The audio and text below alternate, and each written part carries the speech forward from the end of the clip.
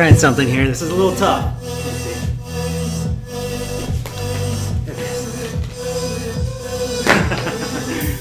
Playing with a couple things. Give me a second here.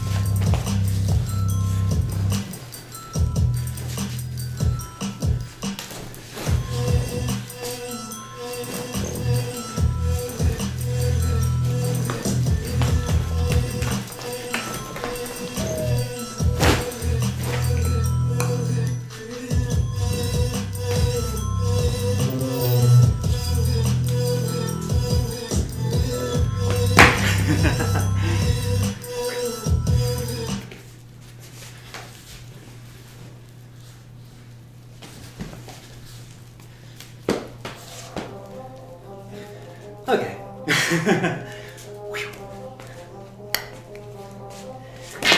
All right. There's the obligatory Ken's got to catch his breath moment. Just 1 second here. Get some lighting. Turn this down a little bit. How's everyone doing? Let me know if... Hold on. Let's get rid of that box.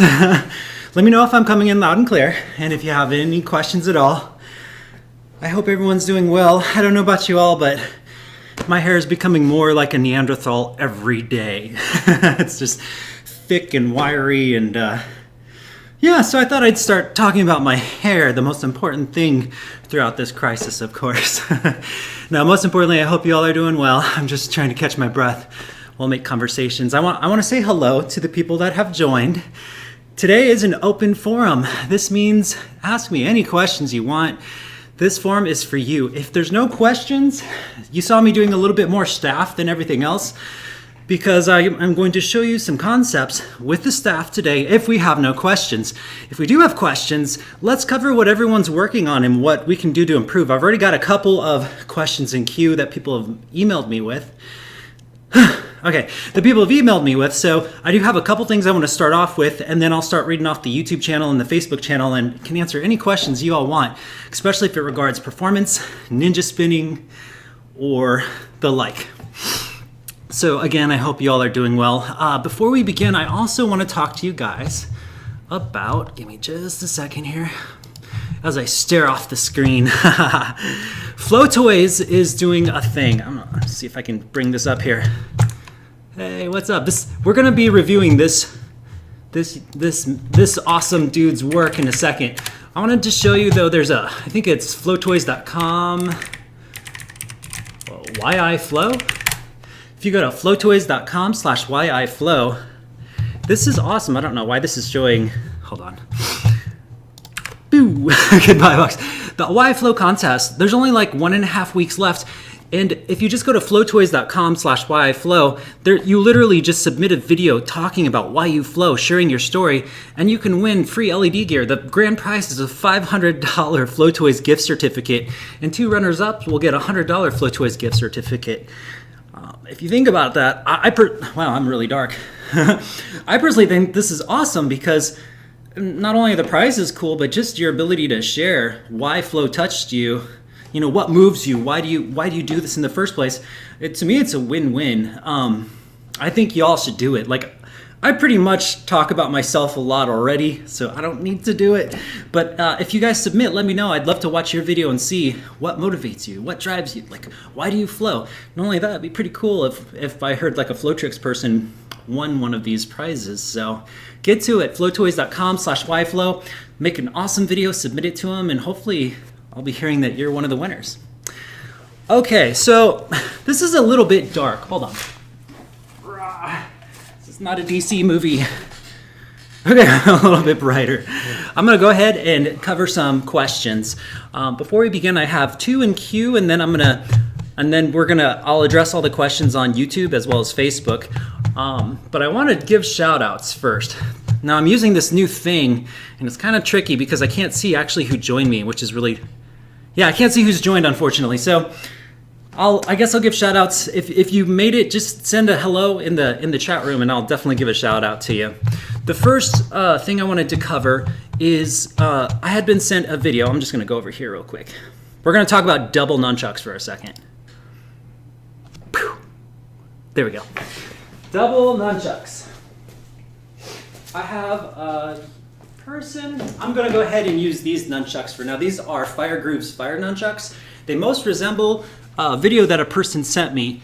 I believe, sorry, I am losing where I was.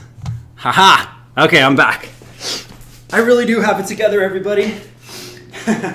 We're going to go over a double nunchuck, what to do after you're past the split opposite hand rolls. Now, this person was able to do split opposite hand rolls, and then they were also able to do the L strikes.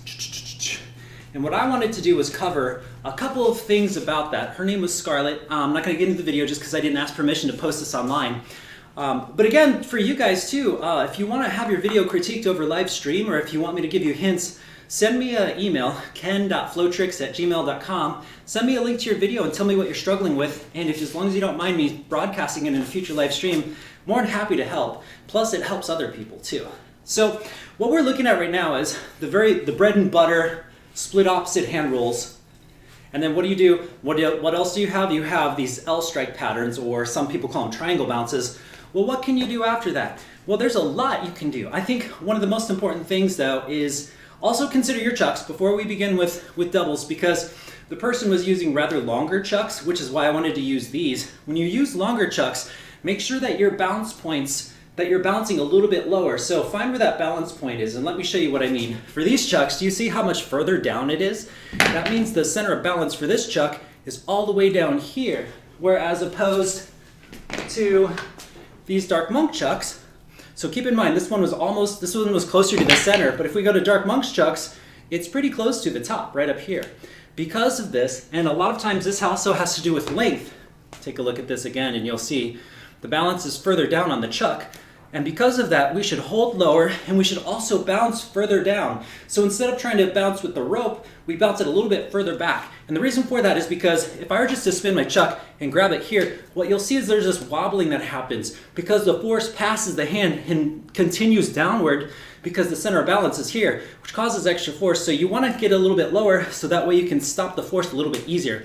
You can practice this just by spinning the chuck and just holding out your hand and letting it bounce. If you bounce it right next to where the rope is, but your center of balance is farther down, you're going to notice there's more force and it wants to keep dropping and it becomes a little bit more unstable. Whereas if you bounce it right where that center of where the center point is, or slightly past it, slightly behind it, you're going to notice you're going to have a little bit more control.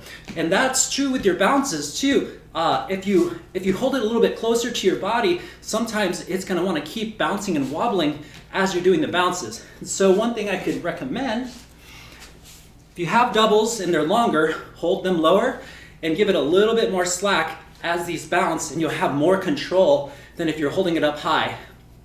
So that's the first thing I want to say. Now there's ways to compensate this as you go on, but sometimes I can watch a video and I can see that they're past the balance line and there's a little bit of wobbling that happens with each strike or each bounce or each motion. And a lot of that just has to do with where you're gripping and where it's bouncing at. So if you're going through that, first think about how your bounces are. Just kind of add a little bit more space in between as you do your bounces, and you may find your control goes up a little bit more. The next thing we want to work on is, can you just go ahead and if you can do the split opposite hand roll. So we're going to say you're past this point where you can do it one on each side. What we want to be able to do eventually is break it up. So stop with one hand and keep going, right? And then the moment this hand starts to come up, get the other hand ready, and as it comes down, go back into it. So what I'm saying now is I want you to stop and then go. Then stop and then get ready to go. Why are we doing this? Because what I'm trying to do is get your brain to break this apart even more. When you first start doing doubles, you think of everything as one movement, but eventually you're going to want to break that apart into two separate movements. It's kind of like people that play guitar and sing at the same time. If the lyrics change, they're able to change the lyrics to the strumming pattern if they're able to break it apart. But if they've memorized the way they strum and the way they sing, then they're forever stuck with those same patterns that they've been practicing. So this is a liberation movement. So split opposite hand rolls, stop a hand, and let the other one keep going. Try to find the insertion point, and then head back up. You may find this is a little bit trickier than it should be, and it should be that way because it's all a mental process that's happening. If you feel comfortable doing that, the next step is to do a different technique with the other hand. So we're doing split opposite hand rolls, right? We'll say stop with my right hand, keep doing them, and then see if you can add that 3-point bounce with the other hand. Now, where does the 3-point bounce go? Every single technique is going to be different, but one thing you can be assured of is a lot of these techniques, no matter what it is, there's a time and a space for everything. Generally speaking, as the left hand's in front, you don't want your right hand to be in front or they're going to crash into each other. So a lot of times when you're doing your timing, it's when it's rolling in the back. That is also when this hand would be in the front in the first place. So if you're trying to think of a move, wait for your hand to move to the back before you do it. Back, do it, back, do it. See what I'm saying? So then you can add a little bit more variety to what you're doing. Whoop. I almost missed that one. I'm not used to longer chucks. But if you do have longer ones, again, grab a little bit lower. That was my bad habit, but hopefully that helps. So that's what I really would like to see next, is for you to be able to, if you're able to do those two moves, break it up to where you can do those moves simultaneously. Do the opposite hand rolls, stop, and then do your triangle bounce with one hand while you're doing the hand roll with the other. Stop, and go back to split opposite hand rolls again. And then as you learn more tricks, add that to your arsenal. And the ability to, I can't stress this enough, I mean, symmetry is awesome, but the ability to break apart your moves from left to right and to think independently is awesome. It'll give you a lot more freedom because then all the single moves that you can do with one hand, you can now do with doubles.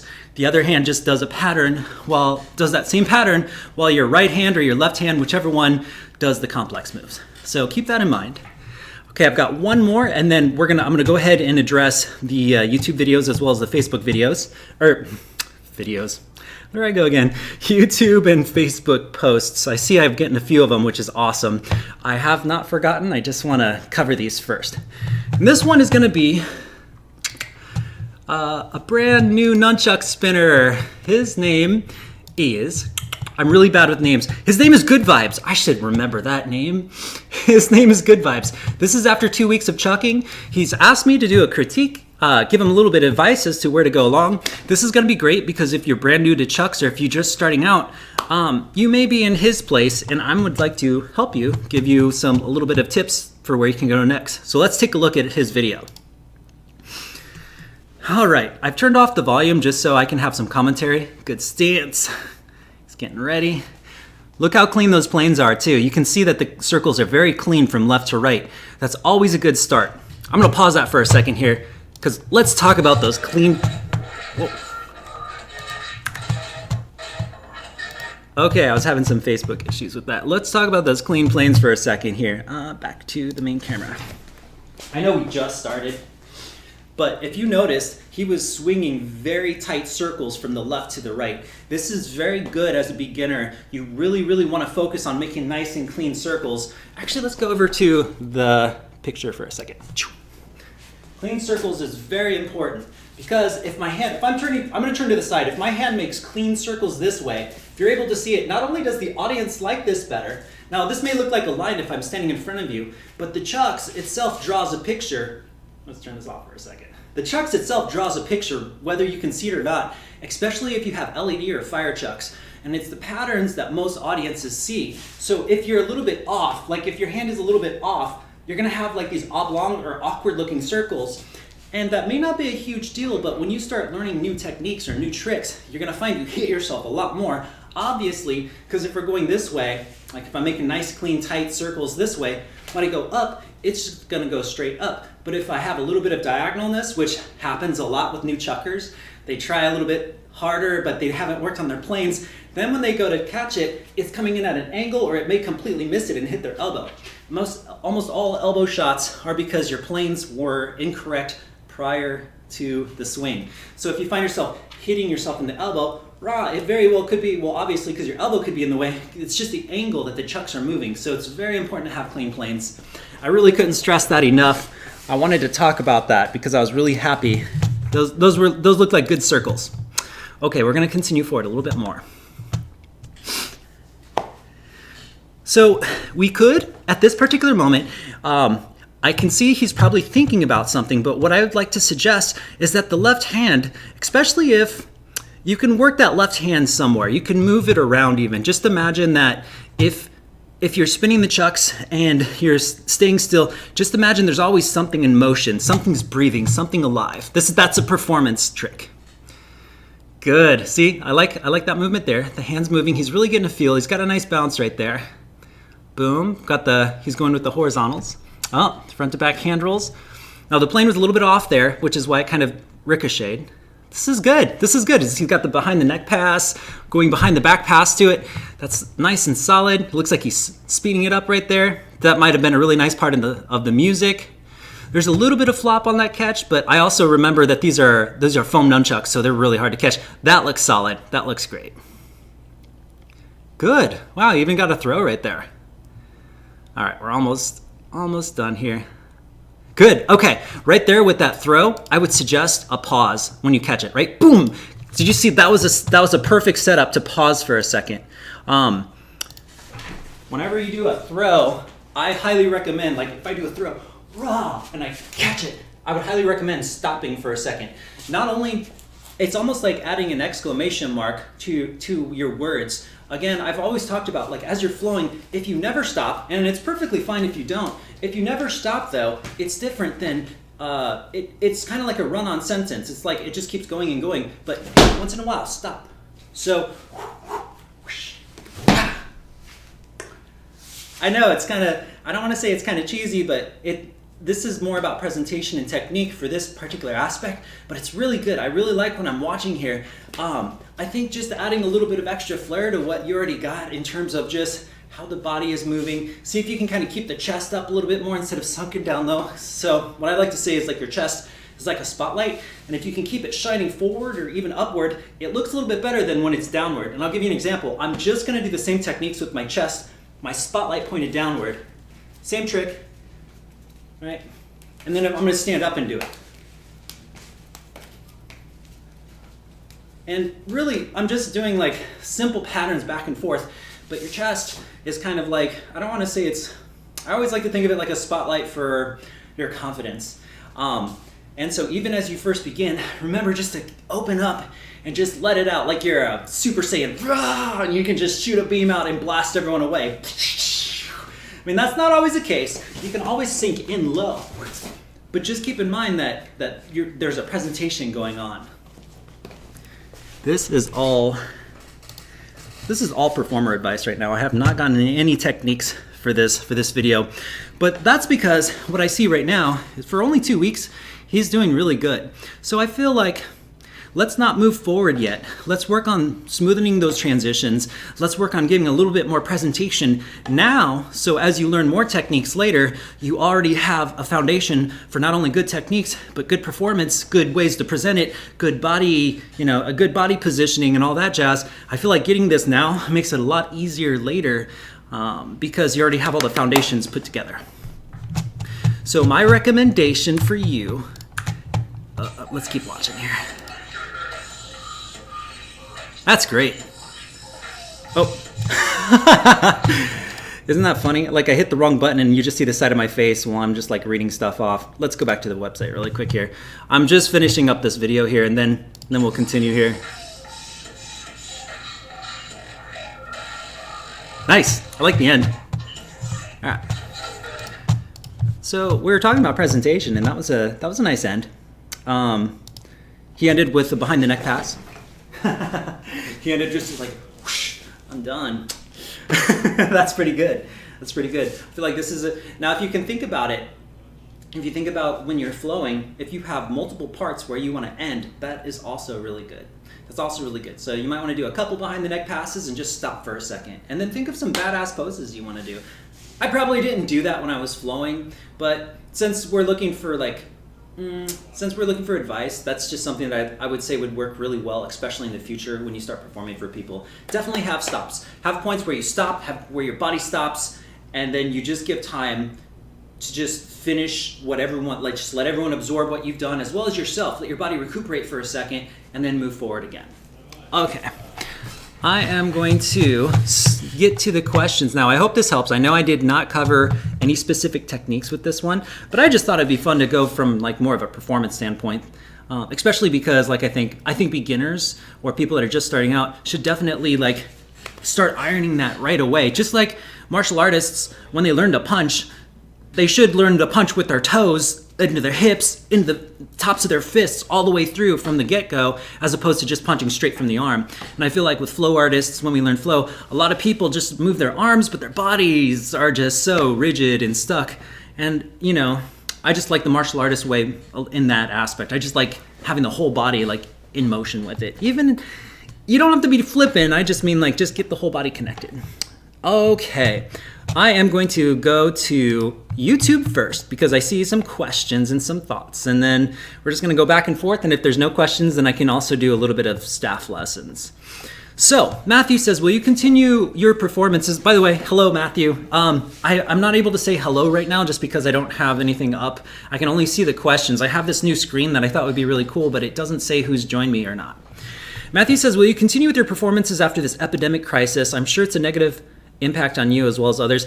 I mean, financially, it's been rough. I mean, most of my income has come from performances, which is, there's a lot of us that have been devastated. All performers have no performances that I know of right now, or they're live streaming it. So my sole income right now is live streams, which is this. So this is why I always say, if you like what you see, I've got a place where you can drop a tip, and I'll just keep doing this because this is the only way that I'm supporting myself right now. And it's definitely just scraping by. But at the same time, from the financial outside, like I haven't actually had a time to connect with the audience in a long time. So it's felt really good to be able to connect with y'all. It's just a financial struggle. But outside of that, it's been nice.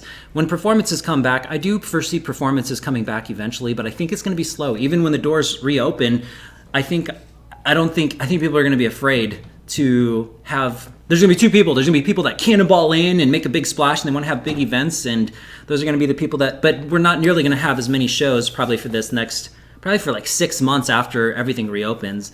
So I'm predicting that I'm going to be here for a while, which is why I think starting the encyclopedia of nunchuck moves is a great idea, as well as being online more and doing live streaming and helping everyone. Sorry, I talk a lot. All right. MM Fan says, best favorite knots to tie wood and nunchucks together. I've been using the sheep bend knot exclusively. I'm going to be honest, I don't really know too many knots or too many ways to tie them. Most of the chucks that I use are made by Technora, and it's a really extremely strong rope. So I'll have my chucks for years and years, and like this I've had for years, and it's just barely frayed. Technora is, I don't know if it's used for fishing or what it's used for, but it's just fantastic. I love it, but I haven't had to actually restring my chucks because of it, nor have I, every time I have had to, I've always just bought a new pair. It's horrible. Ariel says, Ken, working hard on the DVD now. Yes, I am. There's a lot of organization that needs to happen, and I want to do it right, but that's been a huge focus as of late. Live streaming, DVD, I'm working on more projection stuff, and then playing video games. I think that's my life, and being a dad.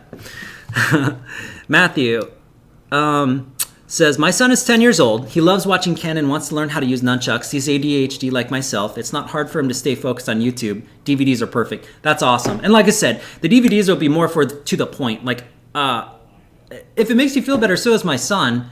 And I'm pretty sure I am too. I just never been diagnosed, but my brain is definitely hyper-focused. Ariel says, Ken, I want to thank you for your live streaming and give you your time and incredible show. Your skills, chuck spinning. Oh no, you're most welcome. I'm glad I can be of assistance and helping people. I think that's great. I really appreciate that. You know, like I really appreciate the fact that y'all appreciate it too. Let me see. Ariel says, Matthew, best wishes for you and your son. Aw, that's awesome. Ike Flo, hi Ken and everyone else. I hope you're all keeping well. It's great to see you again. I think you've hit just about every single one of my live streams. Ariel says hi and thanks. And Ariel says, hey Ken, we love you. Aw, thank you. Ike Flo, is it possible to do a contact staff chi rolls with a normal 4-foot staff? All right, so I got my first technique question. Can you do chi rolls with a 4-foot staff? And the answer is it's very difficult. Shoot, you know, my dragon staff is downstairs, but a chi roll is basically, looks really sweet with dragon staff. Yes, you can do it. You need a little bit more weighted ends, and the problem is it's really flimsy to do a chi roll. If I had my dragon with me, which I probably don't right now, I don't have my dragon staff on me right now, unfortunately. I would love to show you guys what it looks like, because a dragon staff looks awesome, but if you're doing it with a regular staff, I honestly don't see much of a point. You can pull it off, see? You can pull it off, but since there's no drag, there's no force coming in at it, you always have to kind of force it through. To me, it just doesn't seem worth it. I mean, there's like other cool contact staff moves that we do with dragon that can work out well, but dragon staff itself, you can do it. Again though, since there's no rotation happening, you always have to kind of keep it tilted downward, and I feel like it's being forced the whole time. And on top of that, it's like people don't really see it so easily. It just kind of looks like there's the staff kind of flopping around. I don't know. It's not my favorite technique. I love it with the dragon staff, just not with the regular staff. Gunther says, hey, Sensei Ken, it's Gunther from the Netherlands. Hey, good to see you again. Hope you understand my English. It's not my core language. We spoke last week. No, your English is great. It's good to see you again. We'll see you online. I've been waiting for his chat for several hours because in Holland it's 2 a.m. Wow. I gotta admit, y'all, too, like, since COVID started, I've been staying up till like 4 in the morning. It's crazy. As I told you, you inspire me so much. I daily watch your videos for 1 to 3 hours and train 2 hours a day. My progression is huge. Thanks a lot. Gunther, I would love to see where you're at, too. If you want to show me a video, if you don't mind us reviewing it, I would love to see it. Just send it to ken.flowtricks@gmail.com. I'd be more than happy to review it.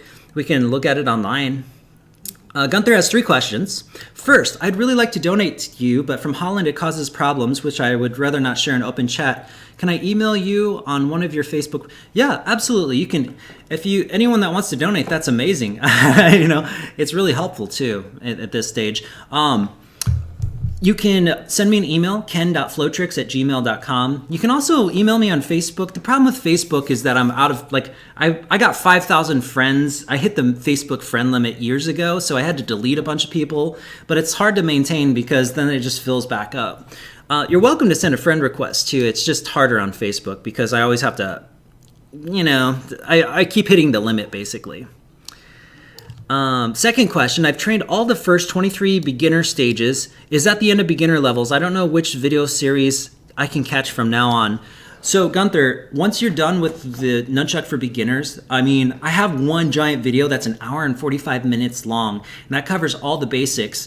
This opens you up to a lot of things. When I create the big encyclopedia, it'll be a lot easier for you to see where you'd like to go. But once you pass the beginner stage of nunchucks, it's really just like pick and choose where you want to go. I think the hardest part is it's so open that people don't know where to go, which is why people will just randomly click on videos, and I think that's fine too. But there's really no tried and true method after you get past the foundations. The rest of it's going to be like, where do you want to go? Do you want to work on throws? Do you want to work on... Let me give you a couple examples. Let's just go ahead because I want to move anyways.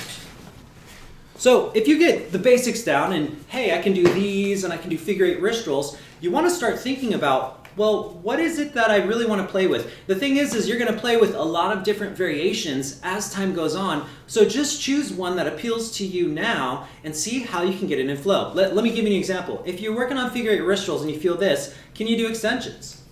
Can you just extend the arm and do figure 8 wrist rolls? Can you do it with both hands? And then can you create a combo with extensions in both hands? If you can do that, well, why not just work on a little bit of footwork? Play around with that. So can you do extensions with footwork? And that changes things. And if you combined them, what I did right there was I combined two different techniques. I combined an extension with footwork, and I created something new where I was turning with an extension. That makes it a little bit more difficult. But if we step backwards, first you need to learn the extensions, then you have to learn the footwork, and then your brain could put it together as puzzle pieces, and you could come up with your own footwork, with your own extension work. This is the case with just about everything. So if you learn the wheel, right? Obviously, there's other kinds of wheels. There's side wheels, there's one finger wheels, I mean, you got all the different kinds of rolls, but what else can you do with that, Start thinking of that. Like, you can kind of mimic a wheel with two hands too. So, if you're not sure where to go, I think the next best thing to do is to learn one new thing, right? Learn one new thing. For instance, this is the horizontal infinite X catch is this, and then see if you can play with variables to change it, and you can explore this from far away. So that puts you into play state. You can start experimenting and exploring to create your own moves. And on top of that, if you can't experiment or find anything, then just go to another video and learn something else. Maybe the bicep catch. We already know the bicep catch is a lot of people know that. It's just a catch with your bicep. But what are all the tricks that you can do with the bicep catch that you might be able to use in other techniques? One of them, obviously, is we've done the X catch into a bicep catch. So we can go to this, right? And that creates a different kind of, this is a totally different kind of grip. Do you see what happens? It opens up a rabbit hole. And that's basically how I've taught myself most of my nunchuck moves is, I think, what do I know? How can I combine it with something else? And where does it put me? The X catch with this, all of a sudden, what is this? We can come up with all these different creative, different kinds of combos and moves. And a lot of it just comes from exploring or experimenting. So my suggestion to you, watch a random intermediate video, make sure it's a move you don't know, and then once you get done, really learn it, break it apart, and then start changing it and seeing what you can make your own. See if you can make up your own technique out of it. Even if it's been made before, the important thing is that you're exploring it, that you're creating your own version of it, because in the end, I already exist. So if you find your own style, then you can help contribute to the whole nunchuck community by sharing even this one move. And we all grow as an art form from it. So I think it's fantastic. There's so many places you can go, but in the end, my goal was always to get everyone better than me, to get everyone past where I'm at, because I'm like, I don't want to say I'm the first generation, but I'm a low-level generation, and future generations need to pass me. Just like Ultimate Fighting has shifted a lot since it first started. Okay, Gunther, third question. The only move I cannot do is the figure 8 at the hip. Can you show me that one slowly, please? I cannot imagine how big the impact of your course is to me. Thanks so much, Sensei. You're welcome.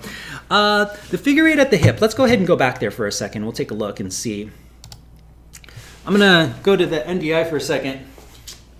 Okay, figure 8 at the hip. I'm assuming you mean, this is a figure 8, so we're not really doing a wrist roll. I'm assuming you mean this motion here.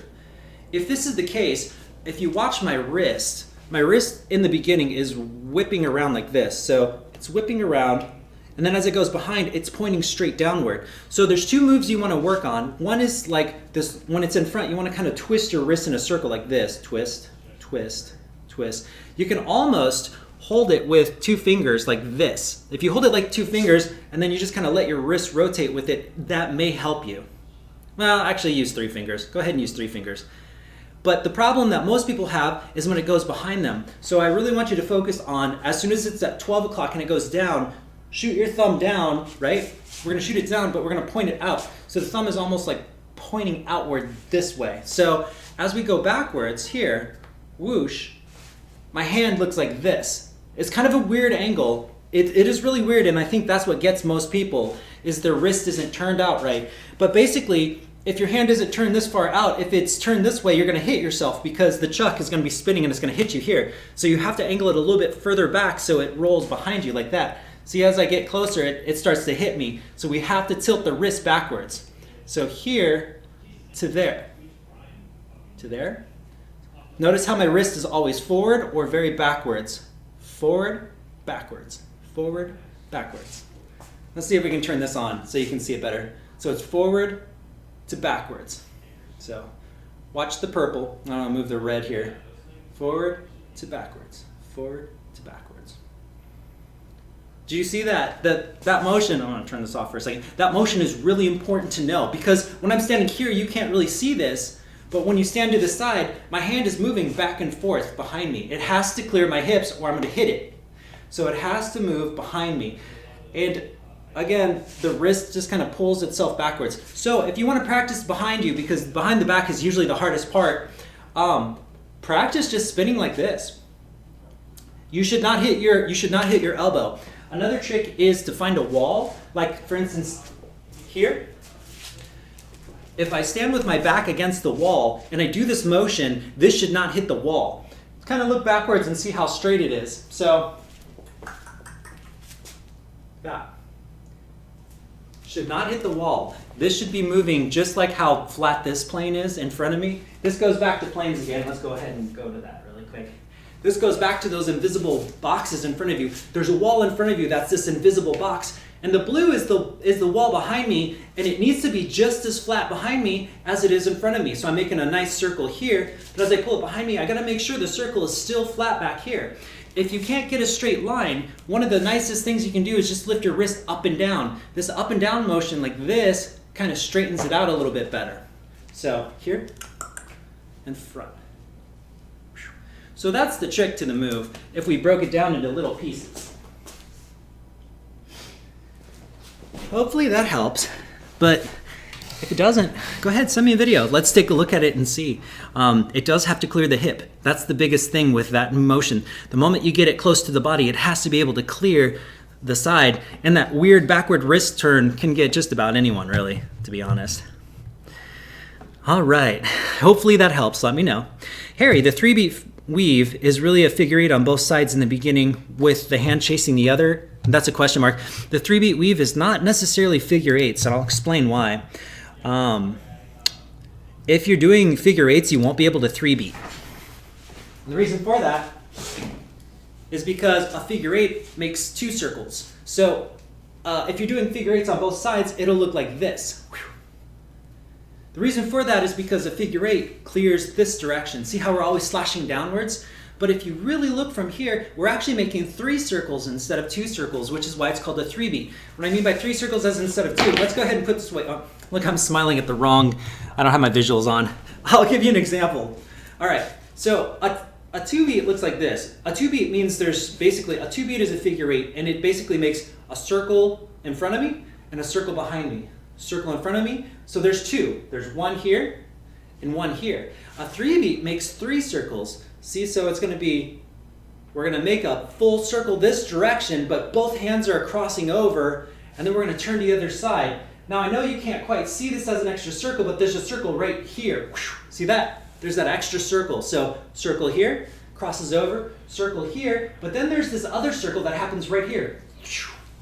So it's like this miniature circle that happens right there that causes it to move. So the best way to think of a 3-beat, I'll turn this off, is to think, the way that I always teach it is cross to uncross and turn. So cross. Your arms start crossed. My right hand will be on the bottom. My left hand will be on the top. It's going to uncross until we get to the very top. And as it gets to the top, I'm slashing down across my body, raw, to this side. And we're crossed over. And now we're going to do the opposite because we can't turn any other way. Uncross to cross. Now we're stuck here again, so I'm slashing down. The only place that can slash down, the hand that's closest, slashing down across the body, and we're back. And again, I'm going to turn on the visuals really quick. You're always going to see like this Bruce Lee looking thing. The purple right now is going to cross over because it's on top. Every time you're at 12 o'clock, you slash down, right? So the right hand's going to slash down here, whoosh, to the other side. And then when we get to the other side, the left hand's going to slash down. So here comes my left, which is the red, slash down and to the right. I'm going to stand over here and show you from a side view too. But first, let's go ahead and just take a quick snapshot so you can see it this way. No, let's try this again. Sorry. All right. We're going to record this so you can see this. Okay, are we good? Oh, shoot. Oh, well, you can still kind of see it. So we're going to do that way. You're going to see how the arms cross and uncross. Oh, man. Ken does not know his own technology. All right, let's try this again here. Here we go. Cross, uncross, uncross, to cross, turn, uncross, to cross, turn, uncross, to cross, turn.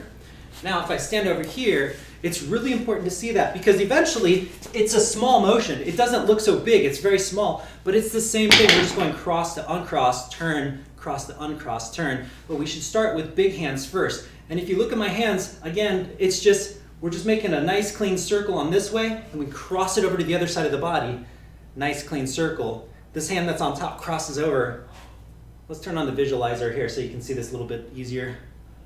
Whoosh. See, this is on top, whoosh, slashes down to the hip. Hands and cross and uncross, the left hand's coming down, slash over here, whoosh, right? Whoosh. So between these two motions, hopefully you should be able to see how the 3-beat works. Let me know if you have any questions. If not, just review that for a second. Just put that on loop after this is all said and done. Hopefully that'll help you. 3-beat's a pretty tricky move for when you're starting out. It can be like kind of hard to understand. Once you get it though, it's like the bread and butter. It's seriously like bread and butter for moves. It's great. Strangely on Facebook it says I have no messages. I wonder if I did that right. Give me just a second. Well, I guess I did. All right, so I'm going to continue answering YouTube questions. So now, let's see here. Sorry, I'm trying to find the questions again. Okay, yeah. So the figure 8 at the hip, we got that. We got the figure 8s. So Keith Maxwell says, can you demonstrate the pizza toss? By the way, you're ridiculously cool. Thank you. Cannot wait for the DVD. Everyone's happy about this DVD. This makes me really happy that I'm putting it together. I guess I should have thought about that a DVD would work for everyone. All right, so let's go ahead and talk about the pizza toss. First and foremost, I hate the pizza toss, and I love the pizza toss. I haven't done the pizza toss in a while, and it's one of those moves, if you don't do it in a while, it's really hard to mimic. Let me make sure I can still do it here. I have another problem, which is I have these two very bright lights. You can see I'm very lit. These lights are right in front of my eyes, and I'm still adjusting. Anytime I do a throw, it's like I'm looking at a light, and I can't see the chucks very well, but let's just try it. The pizza toss goes up in the air, and basically you're just using your hand to make it rebound. Whoosh. Whoa. All right. Let me just take a couple practice shots. There we go. So the pizza toss is kind of like you're flipping a pizza in the air. It's not the easiest move to do, and I can't always coordinate which part of my finger gets it. But the idea is you do a horizontal throw. So you need to be able to do some sort of horizontal throw, whether it's this or whether it's this. You need to be able to do a horizontal throw. And the other thing about it is the weight of the chuck makes a huge difference. Huge difference. If you're using foam chucks, you have to be, these heavy chucks are a lot easier. Nunchucks that have weights at the end, like these, where there's a little bit of a weight, it's a lot easier to do the pizza toss because as it's coming down, when it's bouncing off your fingers, it just kind of ricochets itself back up because of the weight. If you're using something like lighter chucks, you have to drop your hand a little bit more before you lift it up. But essentially, you're throwing it up in the air, it's whirling around, whoosh, whoosh, whoosh. As it comes down, your hand is gonna kind of follow it just for a second, which is, I just kind of open up all my fingers like this, and I try to follow the rope. And here's, in slow motion, it's just going. So basically, it's just, I'm trying to keep my hand in the rotation of the chuck. The moment I feel connection, I speed it up, and I have to give it a lift. If I give it too early, it won't work quite as well, or it may fly out of control. And I used to be able to do this multiple times, but I haven't done that in a long time. I generally try to catch it between my thumb and my pointer finger. Sometimes I get it between my fingers, but the goal is to drop the hand and to raise it back up. Again, with these chucks are a little bit harder to do. I may not be able to do it. Yeah, well, it's kind of sloppy, but yeah, so down and back up, whoosh, whoosh, like that. It's kind of fun. I used to have a pizza challenge. I think I could do 7. 7 was the maximum. But if you do learn the pizza toss, see how many you can do in a row before you drop it. Just drop it, lift it, drop it, lift it. Have not done that move in a long time though. That's for sure. Gunther, can you type your Gmail please? Oh yeah, sure. Let me go. I'm gonna go on YouTube really quick here, just so I can type I'm gonna type my email address in YouTube, ken.flowtricks. So it's ken.flowtricks@gmail.com. I just typed it on YouTube, just in case you're not able to get it. I might even start posting it on my videos too, just because I want to start seeing people's videos. I really like watching, like I said, I like directly helping people. I love doing live streams now because that way I know I'm directly helping someone. Noel Christian says, can you make more contact nunchuck videos? Oh my gosh, all the martial artists are in an uproar whenever I post anything regarding martial arts because they think I'm doing this McDojo thing.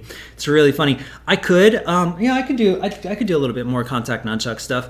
It's not my forte. It's something I did learn a long time ago, but we're talking like 20 years ago. It's been a while, but I do remember some of the nunchuck combat routines. Again, there's a huge difference between flow and fighting. A matter of fact, I consider them to be exact opposite. Not everyone thinks that. Some people think if you're good at flow, you should be good at fighting, and I don't think that's necessarily true. You'll have pieces and parts that you will be better at, like your ability to connect moves together is great. But I think the big thing with fighting is it's very jagged. It's broken flow. You want to break the other guy's flow, whereas flow is the exact opposite. You want to be immersed in it. You want to keep moving with it. So in my opinion, like when you're fighting, if you have a general rhythm and they can feel that rhythm, then they can predict what you're about to do, which is why you don't want flow.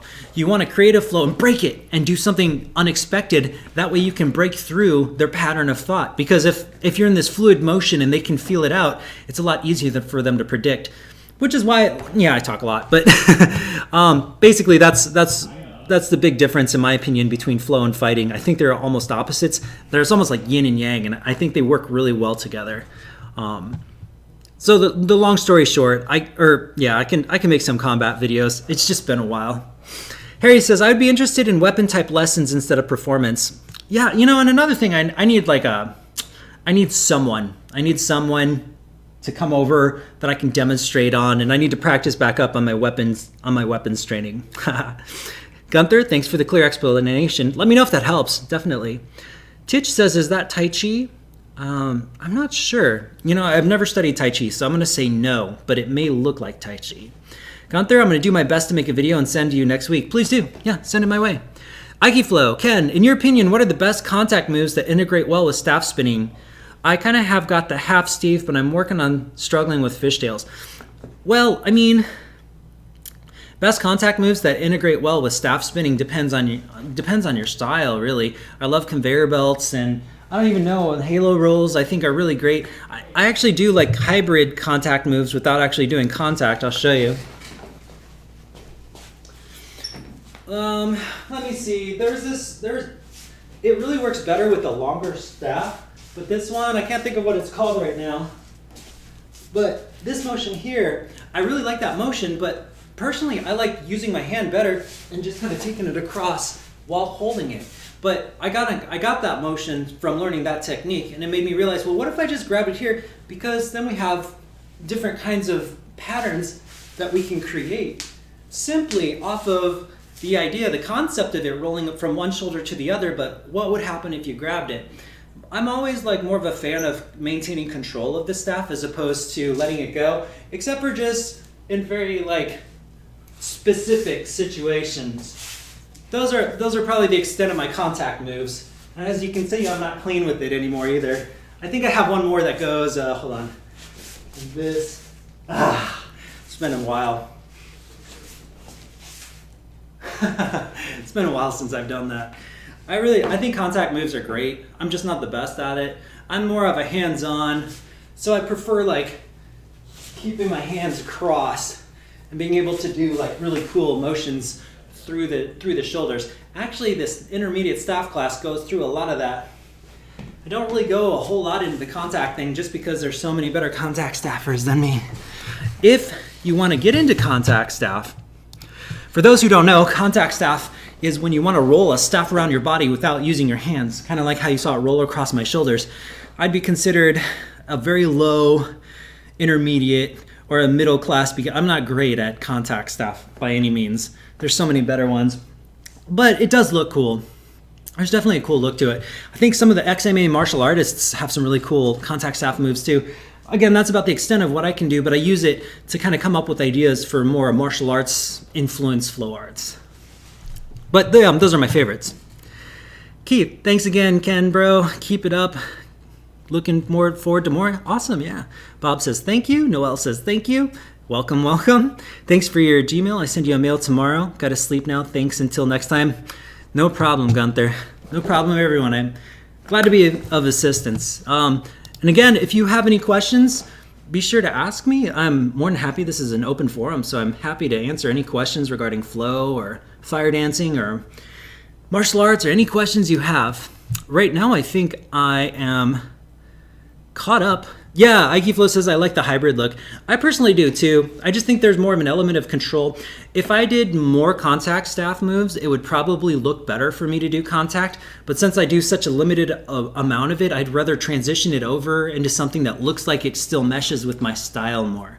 I'll still throw out some contact moves, but it's really just pop here, pop in, kind of there kind of thing. I just don't have enough arsenal to be able to continue it very far, so I don't really train it very much. Speaking of which, let's go ahead and just work on a couple staff moves because it looks like we're all caught up. Yep. Looks like we're all caught up. So I'm going to go ahead and go back to the main camera here. So one of my favorite staff moves to do comes from this. And the concept's really simple. It's on my shoulder, it's 45 degrees out, and then I'm just passing it to the back of my head. So it's making a triangle basically. There's like this triangle that happens that's slashing to the back of my head. Here, this should be straight up. So 45 degree angle, straight up. I can grab it with the other hand too and just let it drop at 45 degree angle. It's very similar to just dropping a staff like this. Like you can just kind of push a staff through to the other side of your shoulder.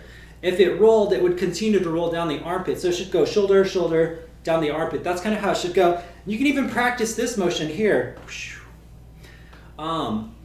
Basically, we're just trying to roll it. We'll catch it when it's in the middle, and then we're pulling it down, and we'll pull it down to the armpit. So shoulder to armpit. Like that. I like this motion because it mimics the pinwheel. So as we're doing the pinwheel, which is a basics move that we practiced before where there's staff spinning behind us, but this time we're taking it into the shoulder. Boom. Boom. The nice thing about this move is, one, you can do a pinwheel, and then you can actually just stop it right there, and just, this could be a good stopping pose. So if you're in the middle of a staff spin, you could go from the pinwheel and just pull it straight in and stop. Another thing is it just kind of sets you up for all these other motions. So the first one I want to show you is just this, and it's a very simple one again. We're just kind of going back and forth with it. We're passing it. It's not really a contact move because we're passing it. If you want to play with contact, sure, go ahead. You can just kind of let it go as it rolls across. But you probably need, you want to make sure you have a heavier staff. Usually longer works too. This motion in itself is not the most exciting thing, but do you see what's happening behind my back? I'm creating a half circle. So this thing right here goes up in the air, moves over, and what you'll see is like this half circle moon that's happening behind my back. And the reason why I think this is so cool is because this sets you up to be able to do other kinds of motions that involve footwork. So I'll give you an example. This move can break off of this one, but we first have to understand how this pass works and how we can move through it. So we're going to go back here again. We're going to do the pass, taking it down to the shoulder, back up, down to the shoulder. If you want, you can kind of turn the way your body turns. You can kind of turn with it so it makes a straighter, circle while your body just kind of anchors itself here. Now what we're going to think about, how can I keep this circle spinning behind my back while I do footwork? And that's going to be the next step. So now what we're going to do, let's go ahead and go into the pinwheel. We're not going to go into that last motion again because I want you to understand that concept because we're eventually going to pull it all together. But now let's just do a pinwheel like this. And what I'd like you to do is the moment you pass it over your head like this, what I'd like you to do is take your right foot and you're going to step forward and walk into it. Now as you walk to meet it, you got to keep this staff very straight the whole time. So if I was standing here, right, and I pass it to my left hand, as I turn, I'm still pulling it up with my pinky and pushing it down. You can even just kind of stand like that. Get it to that point right there. So here to there. I'll go nice and slow. We're doing the pass here, so we're doing the pinwheel. Grab. Now, as I turn, make sure you keep this nice and straight. This should be going straight down in a line in front of you until you can turn to the front like that. And guess where you can go from here? You're going to pull it down behind you. So it's going to continue its force downwards. You're going to pull it down. And you're going to reach over to the back of your head. And guess what? We're back to where we began. We're behind the back. So let's start back over here again. We're here. We grab. Now watch. Make sure this is nice and straight. Spot it, make sure it stays on this side of your body, does not cross over to the other side, and you're going to turn like this. And you're going to let it continue to go. As soon as it reaches down by your hip, you're going to pull it behind you, and as it comes up, you're back into the pinwheel again. Now, this may feel awkward because your pinwheel has completely reversed. It's going the opposite direction. So if you haven't done the reverse pinwheel, this is the time to practice it. But that's your first step. So whoosh, here, whoosh. That's what this looks like, by the way, in fast motion. In slow motion, we're doing the pinwheel. It passes, keep it straight. I turn 180 degrees. We're keeping it straight, tucking it behind, and pulling it back up. And all of a sudden, everything is shifted. Our direction is reversed. Go ahead and give that a shot. Let me know. It goes further, but I think that's a good place to start. All right, keep spinning those chucks. I'm going to read any questions here.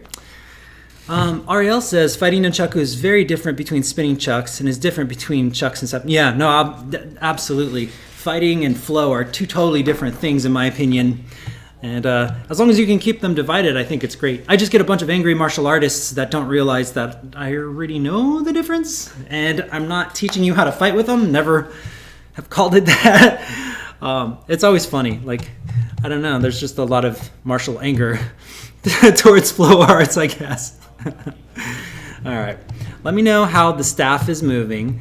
I'm just going to give a couple more, since we're at 8 o'clock, I'll give a couple more tricks here before we go. I'm going to go back to the main staff here. Okay. So, we are working on the pinwheel. Turn with it. We bring it back to this. We're back to this pinwheel now. So obviously, what can we do from here? Now, we're going to do something, we're going to finish this off so we can start the pattern over, but this requires a little bit of a different kind of thought. And that is as it passes through the right hand, it's going to swoop down by our hip. The moment it swoops down by the hip is where we do the next turn. As soon as we turn it, we're back to the original state. Pinwheel, behind. Go. So here, right, passes to here. I'm going to do this fast for a second, and then I'll show you. The moment the right hand hits the hip, we just take a 180-degree step, and we're back to the beginning again. In one fell swoop, it'll look like this.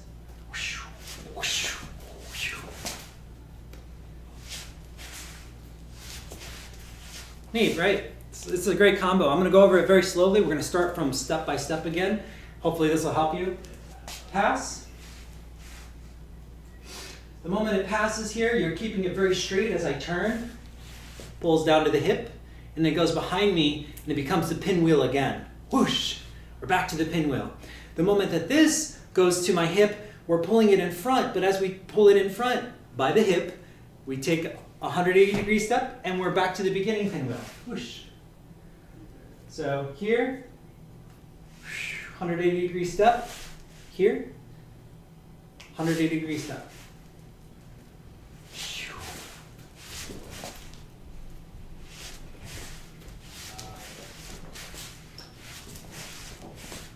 Now you know how I do it.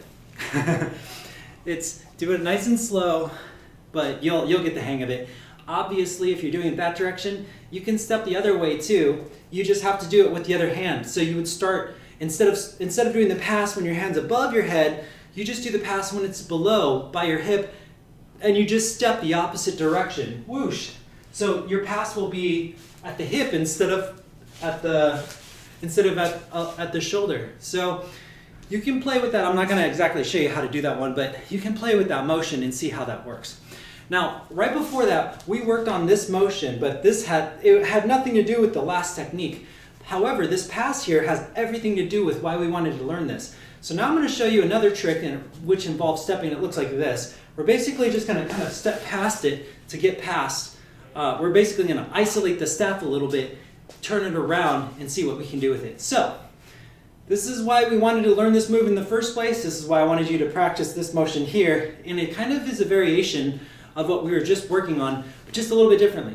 Get the staff up to your shoulder like this. And what you really want to focus on is using one hand now to clear it. You want to make as big of a circle as you can over here. So do you see how my staff looks like it's making a circle? Don't pull it like this. Do you see this does not look like a circle? If this was a crayon, it looks like a V. It looks like I'm kind of slashing down with a V. That's not what you want. What you want is to get this as wide as possible. So if I was looking at the camera, it looks like a half circle.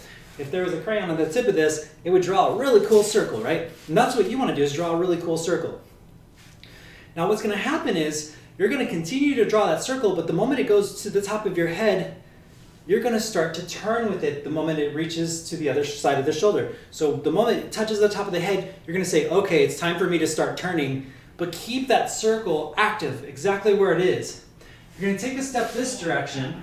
You're actually going to turn 360. What you're going to do is you're going to turn 180 degrees, get ready, spin backwards this way, rest it on the shoulder, and do it again. So here, we're turning. Now, from this point, there's just a small cranking motion that happens because the staff is kind of upside down. I'll show you as I turn it around to show you. Here, I'll show you here. So here, it's over the head. We get ready to step. Now we're stepping, but the staff isn't ready, which is fine because we still have to kind of turn with it 180 degrees more. So watch what happens. This fills the second part of the circle as I step again, and now it's resting back on the shoulder. Goes over, get ready to turn, step, step. And it looks like this.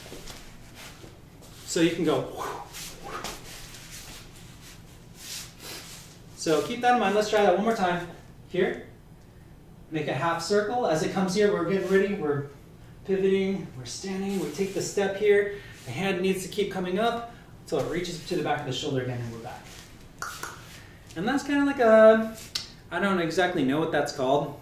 An isolation, perhaps? 360-degree turn isolation. Oh man, it's a good thing I'm not coming up with definitions for staff moves too. But give that a shot. Let's just go ahead and stop with that for now. I'm gonna go see if there's any questions that we have. All right, so far so good. I think everything looks good right now. So I just want to thank you all again for coming down. I hope this has been helpful. We're going to do another live stream on Sunday. I think it's at 5 p.m. CST. 5 p.m. CST on Sunday. We're going to have another open forum. I'm happy to teach more staff tricks then too. You just let me know. If you have any videos at all to show me, ken.flowtricks@gmail.com, and I'm happy to take a look at them. I'm going to just answer a few more last questions. If you do have any more questions, please, this is the time to ask them, because otherwise, if I don't have questions, I'll probably head out and, I got to make some dinner for my son and stuff. So let me just see here. Okay, cool. Hail, I cannot pronounce it, I'm sorry. Hail Likoa says, what's up, by the way? How's it, Ken? Good to see you live. Do you ever play around with rope dart?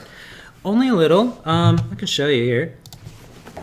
Do I play with rope dart? Let me see if I can find my rope dart first.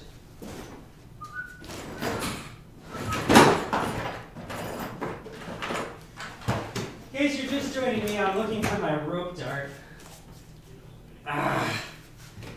I am not having luck finding my rope dart right now. Aha! Rope dart. I know very little rope dart moves. I have a fire rope dart that I play with. I don't want to hit anything, so I'll only do a couple things, but I'll show you. I got a couple tricks with rope dart. I like the shoots and stuff.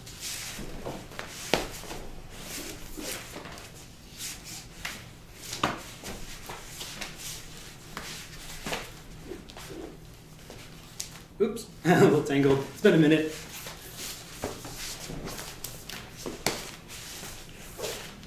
Yeah, that's about all I got right now.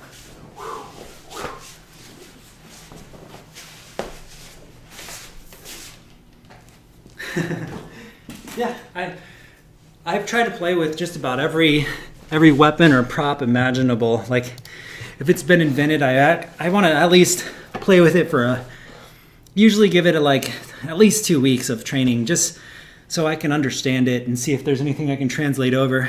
Sometimes some of the coolest moves I come up with chucks is because I train with a different prop and I'm like, oh, this would be a great nunchuck move or something. So, Howley Koa. Got it. Thank you. My apologies. Yeah, my apologies. I'm horrible at just dicing up names. So please correct me and I will remember from there on out. Howley Koa. Okay, Sergio says, dude, you're cool. Thanks. I try. Ike Flo says, great, looking forward to. Yeah, Sunday at 5 p.m. Sergio says, do you have pets? And the answer is, yeah, I've got a guinea pig. It was actually my son begged me to get this guinea pig. So I never really wanted pets. I do love dogs. Don't get me wrong. If I had a pet, I would have a dog. But when I was a performer, I'd be gone quite a bit. And, I just didn't want to raise a pet if I wasn't going to be home enough to see him. But, yeah. Let's see here. Nice. Rope dart is my new love besides chucks. Curious to see your take on it. Yeah, I think rope dart's awesome. Especially fire rope dart, which was what I was spinning. I love the flaming rope dart. I think not only that, it's great to shock people. Just because it has the range, you can kind of surprise them when they don't realize that that thing can just shoot out like 15 feet. All right, y'all. I think this is good. I'm gonna double check, make sure there's no more questions. Yeah. So Sunday it is. Prepare your questions if you have any. ken.flowtricks@gmail.com. If you want me to take a look at your videos or anything like that, I'm more than happy to. I'm here to help you all. So just let me know where you're at, and we'll take it from there. All right. I will talk to you all soon. Again, thanks again for watching. Send me a message, ken.flowtricks@gmail.com.